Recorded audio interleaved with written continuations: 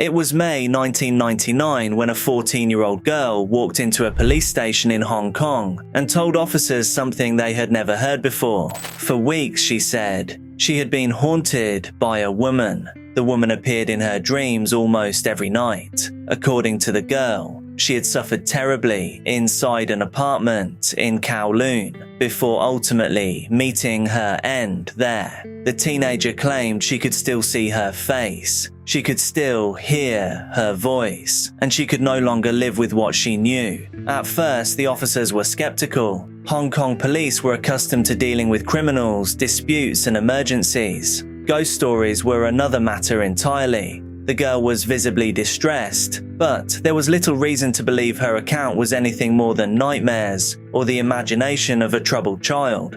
Then she revealed one detail that changed everything. She claimed that she actually knew the woman. More importantly, she claimed she had been inside the apartment where the woman had passed. Suddenly, the conversation became very real. Police followed the teenager through the crowded streets of Kowloon to an apartment on Granville Road. What they found inside would trigger one of the most infamous criminal investigations in Hong Kong's history. The case would shock a city known for having one of the lowest homicide rates in the world. It would expose a hidden world of organized crime, substance misuse, exploitation, and violence that many residents rarely saw. And at the center of it all was a 23-year-old mother named Fan Man-yee.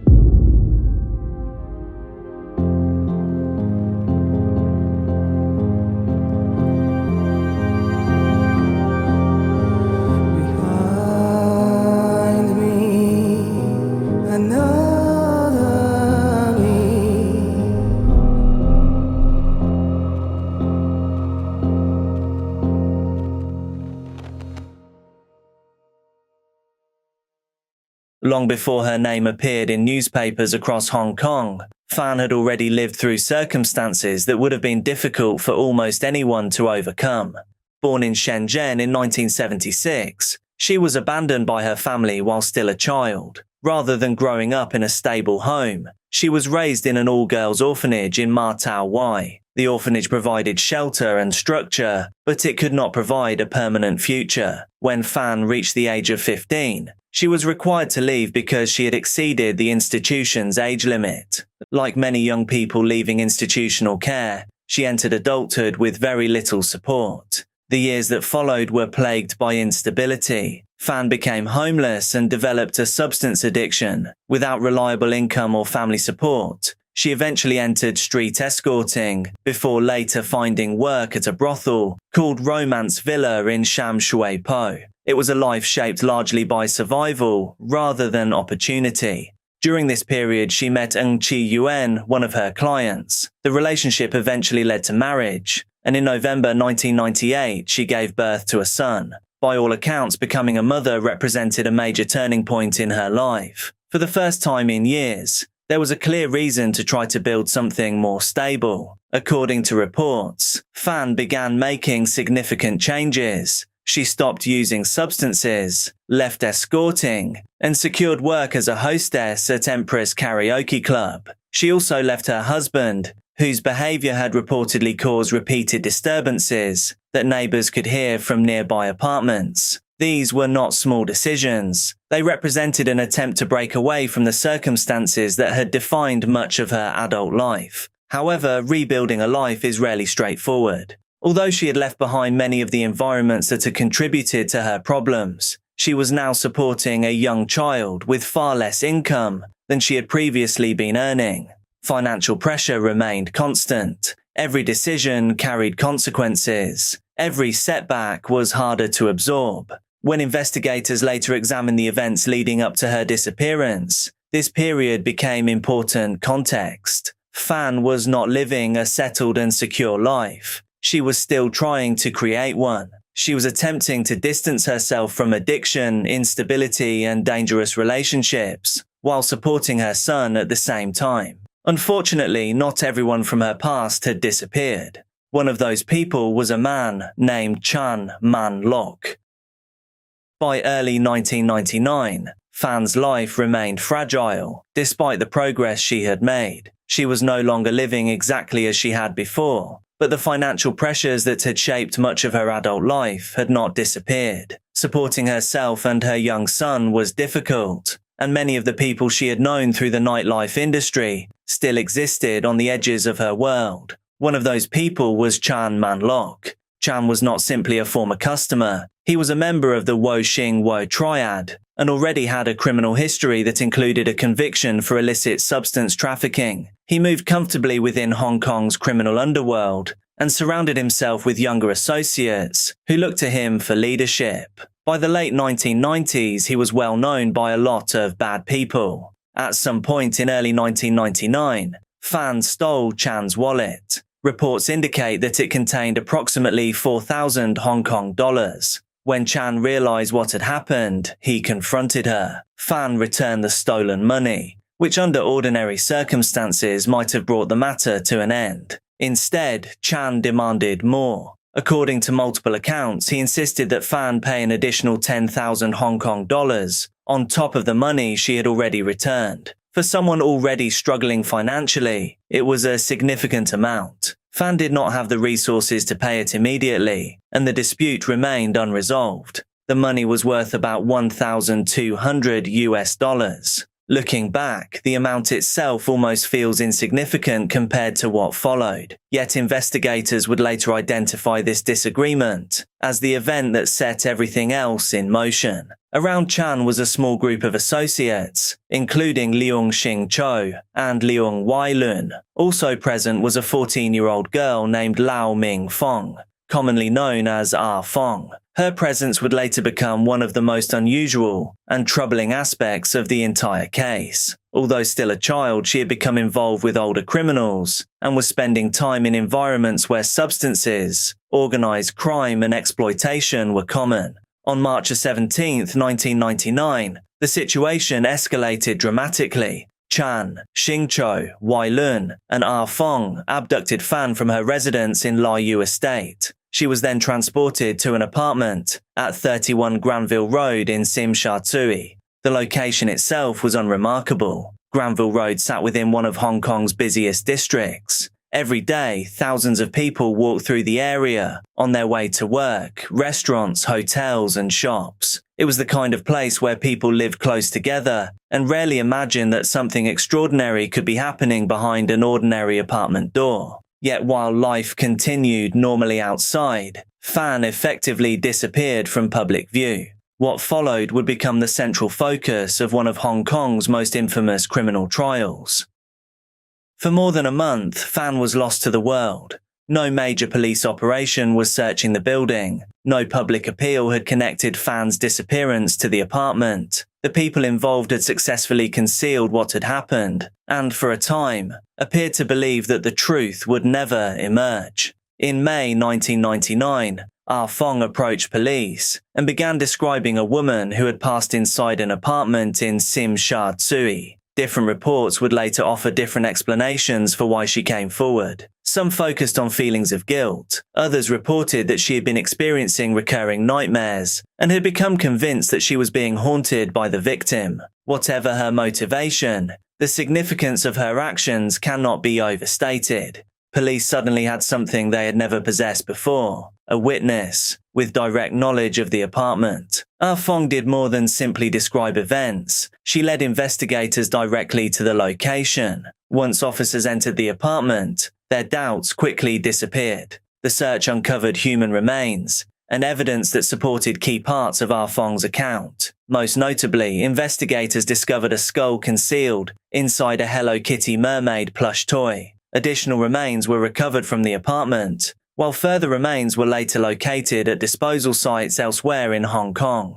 The discovery transformed the investigation overnight. Police were no longer trying to determine whether a crime had occurred. They now faced the task of reconstructing a month-long sequence of events involving multiple suspects, limited forensic evidence, and a witness whose own involvement would become a major issue in the case. The unusual concealment of the skull attracted immediate media attention. News organizations quickly began referring to the investigation as the Hello Kitty murder case. The name spread rapidly through Hong Kong and eventually around the world. The contrast between a globally recognized children's character and the evidence recovered by investigators created a level of public fascination rarely seen in criminal cases. Meanwhile, investigators focused on identifying the victim and locating everyone connected to the apartment. Chan Man-lok and Xing Cho were both arrested. Kowloon fled to mainland China but was later apprehended and returned to Hong Kong. Investigators also examined whether additional individuals had been involved. Chan's wife was questioned during the investigation, but was released after no evidence linked her to the crime. On June 3, 1999, forensic specialists formally identified the recovered skull as belonging to Fan Man-yee. The unidentified victim now had a name. This woman, this mother, had now been recovered. The suspects were in custody. The investigation was complete enough to move toward prosecution, yet one major problem remained unresolved, and it would soon become the central issue in court. The apartment at 31 Granville Road would eventually become one of the most heavily scrutinized crime scenes in Hong Kong's modern history. Yet even after investigators gained access to it, reconstructing exactly what had happened inside proved remarkably difficult. Unlike many investigations, police could not rely solely on forensic evidence. Much of what occurred inside the apartment had to be pieced together through witness statements, testimony, and the accounts of the people who had been present. As a result, investigators were often forced to build a timeline from fragments rather than from a complete record of events. What is known is that Fan remained captive in the apartment for approximately a month. During that time, there were repeated assaults and ongoing maltreatment. Witnesses described a situation that continued over an extended period, rather than a single outburst of violence. The evidence suggested that Fan's captivity became a routine part of life inside the apartment. Investigators also learned that illicit stimulant use was common among members of the group. This became an important piece of context because it helped explain the environment they were dealing with. Experts later noted that prolonged methamphetamine use can contribute to paranoia, aggression, impaired judgment, and increasingly erratic behavior. However, investigators never viewed substance use as a complete explanation for what had happened. The duration of the captivity suggested a level of control and organization that extended far beyond a temporary loss of judgment. Fan remained isolated from the outside world, while the group maintained authority over every aspect of her environment. Days turned into weeks, and according to testimony, the situation continued without intervention from anyone outside the apartment.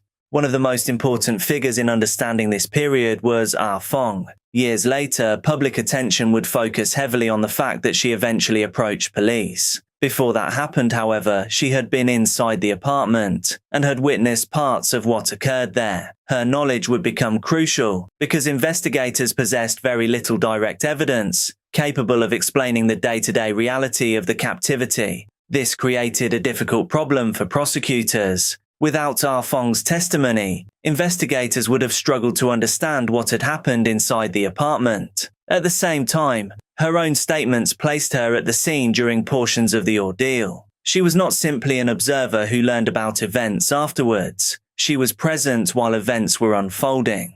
Authorities ultimately decided that obtaining her testimony was essential. In exchange for immunity, she agreed to provide information about what had taken place. The arrangement was controversial and remains debated today, but from an investigative perspective, it gave prosecutors access to the witness who knew the most about life inside the apartment. As the weeks passed, Fan's physical condition appears to have deteriorated. The exact sequence of events remains unclear because the available evidence could not establish a complete timeline. Different accounts sometimes conflicted with one another, and forensic limitations prevented investigators from filling every gap.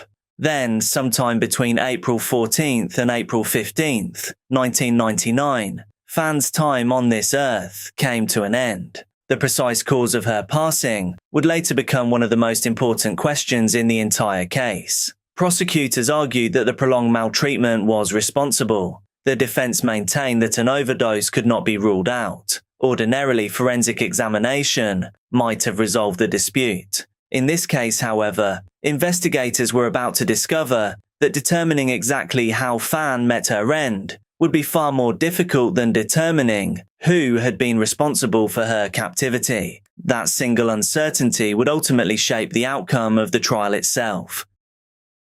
The trial began in October 2000 and lasted approximately 6 weeks. By this stage, investigators had assembled witness testimony, physical evidence, forensic findings, and detailed accounts of what had occurred inside the Granville Road apartment. From a public perspective, many people assumed that convictions for murder were inevitable. The evidence of prolonged attacks appeared overwhelming, and public interest in the case was intense. The reality proved far more complicated. The central issue was not whether Fan had suffered during her captivity. Testimony and evidence established that, clearly, the problem was determining the exact cause of her end. Because of the condition of the recovered remains, forensic specialists could not provide a definitive answer. And, by the way, when I say there wasn't much evidence left, I mean that most of Fan had been disposed of. The perpetrators dismantled the body and then spent hours boiling down the remains to dispose of her more easily.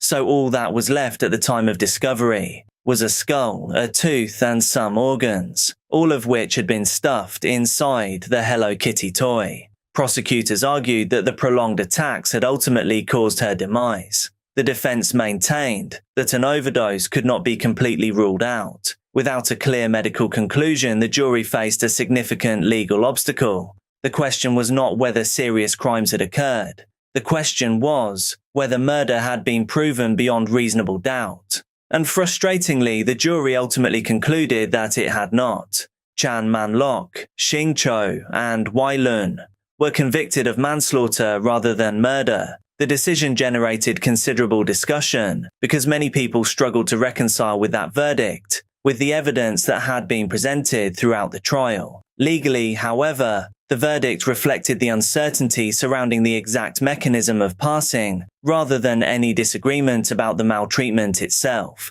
Justice Peter Nguyen sentenced all 3 men to life imprisonment. During sentencing, he described the case as one of extraordinary cruelty and emphasized the need to protect the public from individuals capable of such behavior. Psychiatric assessments presented during proceedings reportedly described the 3 men as lacking remorse, a factor that further influenced public perception of the case. Ah Fong testified under an immunity agreement. Her testimony had become one of the prosecution's most valuable tools, because it allowed investigators to understand events inside the apartment that could not be reconstructed through forensic evidence alone. Without her cooperation, much of the case may have never been uncovered. In the years that followed, the legal story continued to evolve. Leung Shing-cho later succeeded in reducing his sentence to 18 years and was eventually released from prison. In 2022, he was convicted of a violation involving a minor and received a 12-month prison sentence. The conviction brought renewed attention to the case and reopened public discussion about parole, rehabilitation, and long-term risk.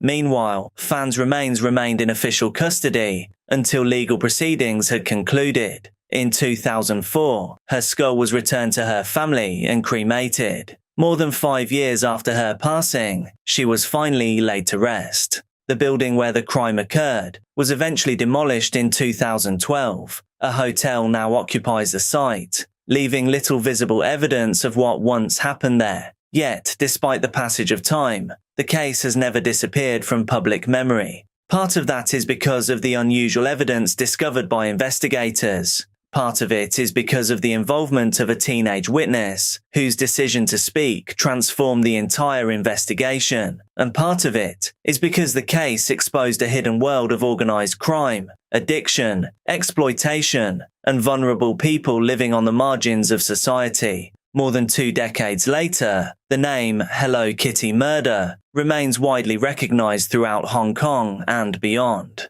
But behind the headlines was a real person, Fan Man-yee was not simply the victim in a famous criminal case. She was a young mother who had spent much of her life fighting instability, attempting to build a better future for herself and her son. Her story might never have been fully uncovered had a frightened teenager not walked into a police station and shared information that initially sounded impossible. For investigators, the case demonstrated how a single witness can unlock an entire investigation. For Hong Kong, it became one of the most infamous criminal cases in modern history. Thank you so much for watching. I'm uploading daily true crime and dark content here on this channel, so make sure that you're subscribed, hit like on the video, and also drop a comment so you get shown more of my stuff. Please do be careful out there, and I'll see you tomorrow.